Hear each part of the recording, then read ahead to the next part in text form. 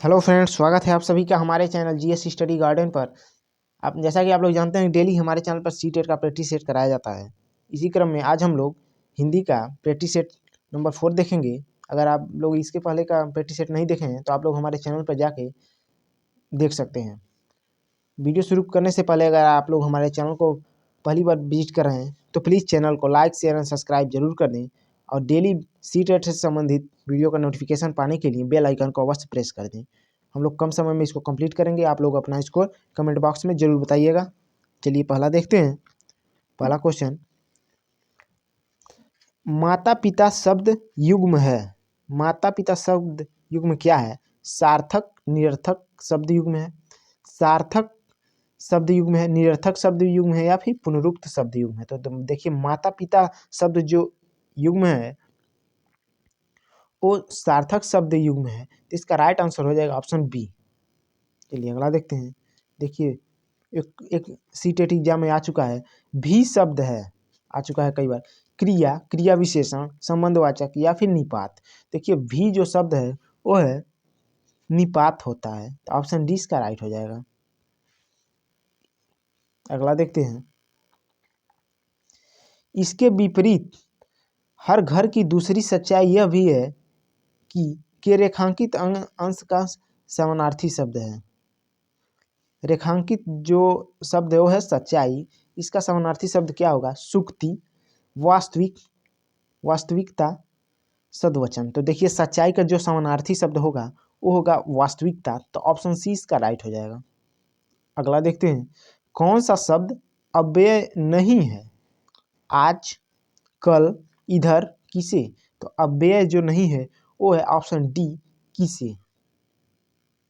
चलिए अगला देखते हैं। रीतिवाचक क्रिया विशेषण है, अत्यंत है, आजकल है, कदाचित है या फिर वार। तो रीतिवाचक क्रिया विशेषण जो है वो है कदाचित, तो ऑप्शन सी इसका राइट हो जाएगा।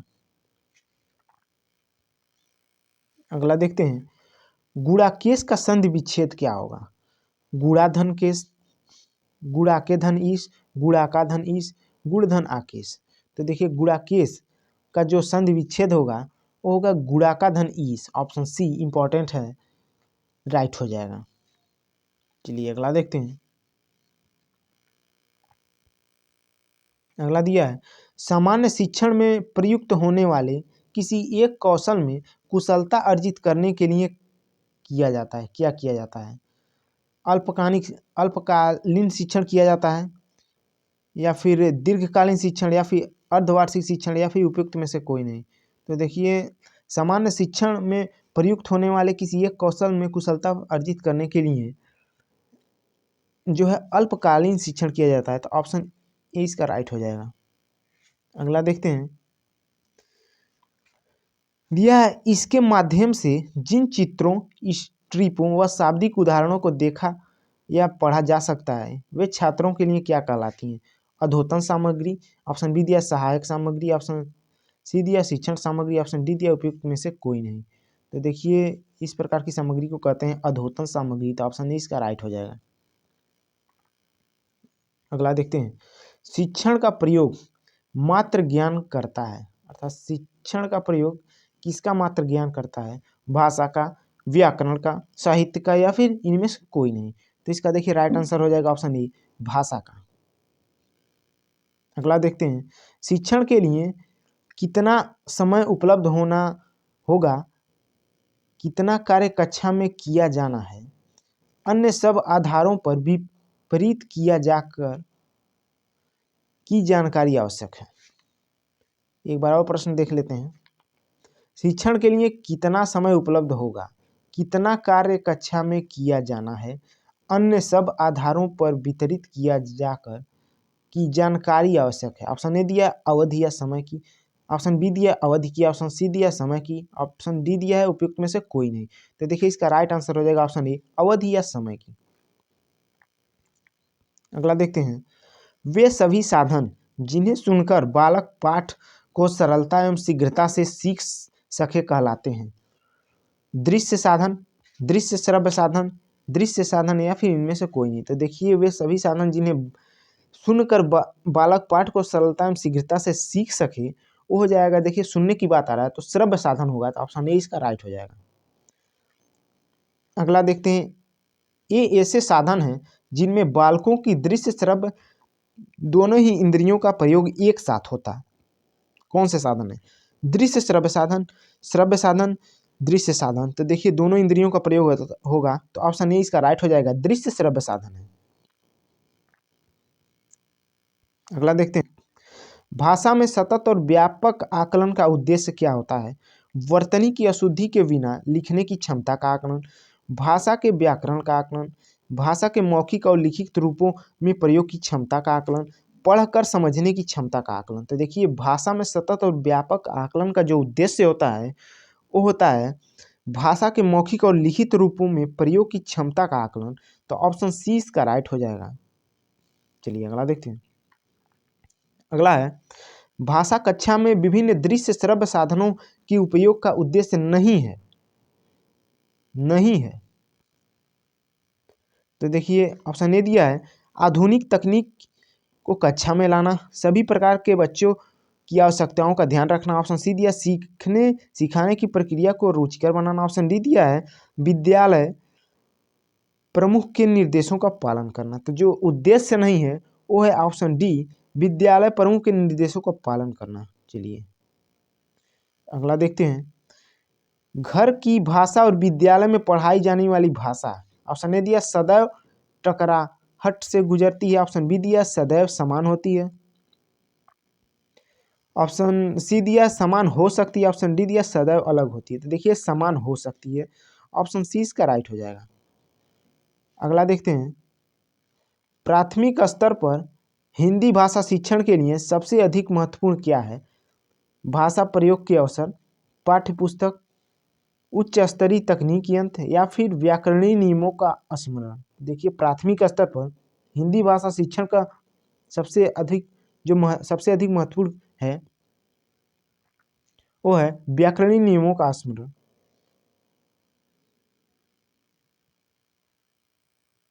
देखिए व्याकरणीय नियमों का स्मरण नहीं होगा क्योंकि यहाँ पर रट्टा मारने की बात आ रहा है। ऑप्शन ए इसका राइट हो जाएगा, भाषा प्रयोग के अवसर। चलिए अगला देखते हैं, प्राथमिक स्तर पर भाषा शिक्षण की प्राथमिकता होनी चाहिए केवल बोलकर पढ़ने की क्षमता विकसित करना, कविता और कहानियों के द्वारा केवल श्रवण कौशल का विकास करना, बच्चों की रचनात्मक और मौलिकता को कोशिश करना। ऑप्शन डी दिया, बच्चों की चित्रांकन क्षमता का विकास करना। तो देखिए प्राथमिक स्तर पर भाषा शिक्षण की जो प्राथमिकता होनी चाहिए वो होनी चाहिए केवल बोलकर पढ़ने की क्षमता विकसित करना। तो ऑप्शन ए इसका राइट हो जाएगा। अगला देखते हैं, पढ़ने का प्रारंभ। ऑप्शन ए दिया है वर्णमाला से होना चाहिए। ऑप्शन बी दिया है कहानियों से होना चाहिए। ऑप्शन सी दिया है कविताओं से होना चाहिए। ऑप्शन डी दिया है अर्थपूर्ण सामग्री से होना चाहिए। तो देखिए पढ़ने का आरंभ जो होना चाहिए वो होना चाहिए, आप लोग इसका जो है आंसर कमेंट बॉक्स में बताइएगा, ये आप लोगों के लिए है। चलिए अगला देखते हैं, भाषा के बारे में कौन सा कथन उचित है? ऑप्शन ए दिया है भाषा अनिवार्यतः लिखित होती है। ऑप्शन बी दिया भाषा एक नियमबद्ध व्यवस्था है। ऑप्शन सी दिया है भाषा व्याकरण का अनुकरण करती है। ऑप्शन डी दिया भाषा और बोलने में कभी भी कोई भी संबंध नहीं होता। तो देखिए जो कथन जो सबसे उपयुक्त है वो है ऑप्शन ए।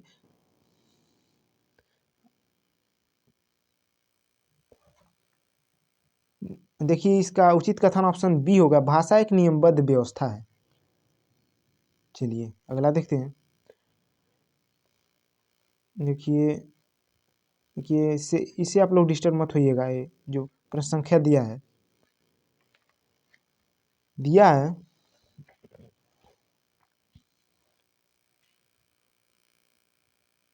देखिए तो हो चुका है, इसको हम लोग देख चुके हैं। यहाँ से देखना है, प्राथमिक कक्षाओं में रोल प्ले अर्थात भूमिका निर्वाह का उद्देश्य होना चाहिए बच्चों को अभिनय सिखाना, एक पद्धति के रूप में इसका प्रयोग करना, विभिन्न संदर्भों में भाषा प्रयोग के अवसर प्रदान करना। ऑप्शन डी दिया बच्चों को अनुशासित रखना। तो देखिए इसका जो राइट आंसर हो जाएगा वो हो जाएगा रोल प्ले का जो भूमिका निर्वाहन का उद्देश्य होना चाहिए ऑप्शन ए, बच्चों को अभिनय सिखाना। अगला देखते हैं, कह रहा है भाषा हमारे परिवेश में बिखरी मिलती है, यह कथन किस पर लागू नहीं होता है? भाषा प्रयोगशाला पर, अखबार पर, विज्ञापन पर, या फिर ऑप्शन डी दिया है। देखिए ऑप्शन डी इसका, देखिए इसी तीनों में से आप लोगों को बताना है। तो इसका राइट आंसर हो जाएगा ऑप्शन ए, भाषा प्रयोगशाला पर लागू नहीं होता है।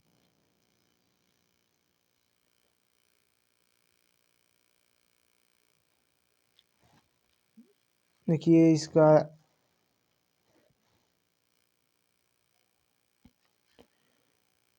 देखिए इसका आंसर जो हो जाएगा इसका 59 का, कि प्राथमिक कक्षा में रोल प्ले भूमिका निर्वहन का उद्देश्य, इसका राइट आंसर ऑप्शन सी होगा। क्योंकि हम बता चुके हैं कई बार कि विभिन्न संदर्भों में भाषा प्रयोग के अवसर प्रदान करना बच्चों के बाल केंद्रीय शिक्षा से संबंधित। ऑप्शन सी, जिस ऑप्शन में भी अवसर प्रदान करने का शब्द हो वो हमेशा सही होता है। तो ऑप्शन सी इसका राइट हो जाएगा, और इसका आंसर जो हो जाएगा भाषा प्रयोगशाला, ऑप्शन ए इसका राइट हो जाएगा। चलिए अगला देखते हैं। दिया है, कहानी, कविता, गीतों और नाटकों के माध्यम से बच्चे। ऑप्शन ए दिया है केवल मूल्यों का अर्जन करते हैं। ऑप्शन बी दिया है केवल अपनी तर्क शक्ति का विकास करते हैं। ऑप्शन सी दिया है अपनी सांस्कृतिक धरोहर से जुड़ते हैं। ऑप्शन डी दिया है केवल मनोरंजन प्राप्त करते हैं। तो देखिए इसका जो राइट आंसर हो जाएगा वो हो जाएगा ऑप्शन सी, अपनी सांस्कृतिक धरोहर से जुड़ते हैं कविता, गीतों और नाटकों के माध्यम से बच्चे। ऑप्शन सी इसका राइट हो जाएगा। अगला देखते हैं। प्राथमिक स्तर पर बच्चों को भाषा सीखने का सर्वोपरि उद्देश्य क्या है? मुहावरे, लोकोक्तियों का ज्ञान प्राप्त करना। ऑप्शन बी दिया है कहानी, कविताओं को दोहराने की कुशलता का विकास करना। ऑप्शन सी दिया है तेज प्रवाह के साथ पढ़ने की योग्यता का विकास करना। ऑप्शन डी दिया है अपनी बात को दूसरों के समक्ष अभिव्यक्त करने की कुशलता का विकास करना। तो देखिए प्राथमिक स्तर पर बच्चों को भाषा सिखाने का सर्वोपरि जो उद्देश्य होता है वो होता है अपनी बात को दूसरे के समक्ष अभिव्यक्त करने की कुशलता का विकास करना। तो ऑप्शन डी इसका राइट हो जाएगा। अगला देखते हैं, इंपॉर्टेंट है, इनमें से कौन सा प्राथमिक स्तर पर हिंदी भाषा शिक्षण का उद्देश्य नहीं है? हिंदी भाषा शिक्षण का उद्देश्य नहीं होता है प्राथमिक स्तर पर, इसमें इनमें से कौन सा नहीं है? संदर्भ के अनुसार अनुमान लगाकर पढ़ने का प्रयास करना। ऑप्शन बी दिया है चित्रकारी को स्वयं की अभिव्यक्ति का माध्यम बनाना। ऑप्शन सी दिया है बच्चों की घर की भाषा और स्कूल की भाषा में संबंध बनाते हुए उसे विस्तार देना। ऑप्शन डी दिया है सुनी गई बातों का ज्यों का त्यों दोहराना। तो देखिए इसका राइट आंसर हो जाएगा ऑप्शन डी, सुनी गई बातों का ज्यों का त्यों दोहराना, जो कि भाषा शिक्षण का उद्देश्य नहीं है। अगला देखते हैं, भाषा कौशल के संबंध में कौन सा कथन सही है? ऑप्शन ए दिया भाषा के कौशल अंतर संबंधित होते हैं। ऑप्शन बी दिया भाषा के सभी कौशलों को नए सिरे से सीखने की आवश्यकता होती है। ऑप्शन सी दिया है भाषा कौशल एक दूसरे से स्वतंत्र होते हैं। ऑप्शन डी दिया है भाषा के चारों कौशल एक क्रम से सीखे जाते हैं। तो देखिए जो कथन सही है भाषा के कौशलों के संबंध में वो है भाषा के कौशल अंतर संबंधित होते हैं। तो ऑप्शन ए इसका राइट हो जाएगा। चलिए अगला देखते हैं, वाइगोस्की के विचारों पर आधारित कक्षा में पर सबसे अधिक बल दिया जाता है? कविता दोहराने पर, कहानी सुनने पर, कार्यपत्रकों पर, या फिर परस्पर अंतःक्रिया पर? तो देखिए वाइगोस्की के अनुसार कक्षा में जो परस्पर अंतःक्रिया पर बल दिया जाता है, तो ऑप्शन डी इसका राइट हो जाएगा। अगला देखते हैं, हमारी कक्षाओं में बच्चे भिन्न भिन्न भाषिक पृष्ठभूमि से आते हैं, अतः ऑप्शन ए दिया है उनकी भाषाओं को भी कक्षा में सम्मान देना अनिवार्य है। ऑप्शन बी दिया उनकी भाषाओं को सीखना सभी शिक्षार्थियों के लिए अनिवार्य है। देखिए नहीं सही है। भाषा की पाठ्य पुस्तक में उनकी सभी भाषाओं के शब्द वाक्य होना अनिवार्य भी नहीं सही है। उनकी सभी भाषाओं की जानकारी शिक्षकों के लिए अनिवार्य भी नहीं सही है। इसका राइट आंसर हो जाएगा ऑप्शन ए, उनकी भाषाओं को भी कक्षा में सम्मान देना अनिवार्य है। चलिए देखिए प्रैक्टिस सेट का लास्ट क्वेश्चन था। अगर आप लोग हमारे चैनल को सब्सक्राइब ना किए हो तो प्लीज़ चैनल को सब्सक्राइब कर दें और लाइक कर दें, और ऐसे ही बेहतरीन वीडियो का नोटिफिकेशन पाने के लिए बेल आइकन को अवश्य प्रेस कर दें। आप लोग अपना स्कोर कमेंट बॉक्स में जरूर बताइएगा। वीडियो देखने के लिए बहुत बहुत धन्यवाद।